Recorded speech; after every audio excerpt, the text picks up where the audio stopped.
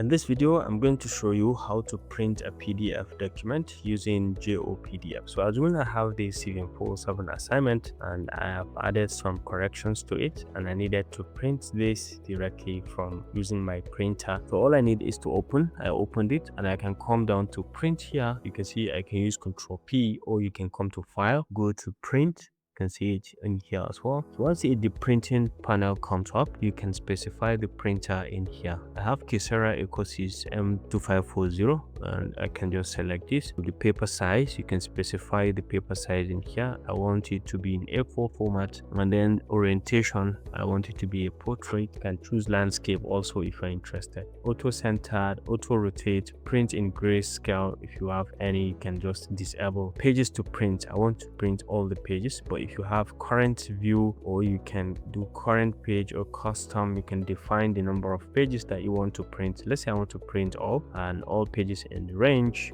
You can do reverse page order, page size and handling. You can do size, you can do fit or multiple, okay, or booklets format. So let's say size and fit and actual size as well, or you can do fit to size of the A4 size, or you can shrink for oversized pages, or you can do custom and define the scale. Okay, print on both sides of the paper. If you have a printer that does that, you can enable this as well, so it prints on both sides of the paper. So we have other printing annotations which is advanced if you want, but at this point I'm going to keep it at default. Once you click on print, this document is going to be printed using this printer that we have specified. If you found this helpful, please leave a like.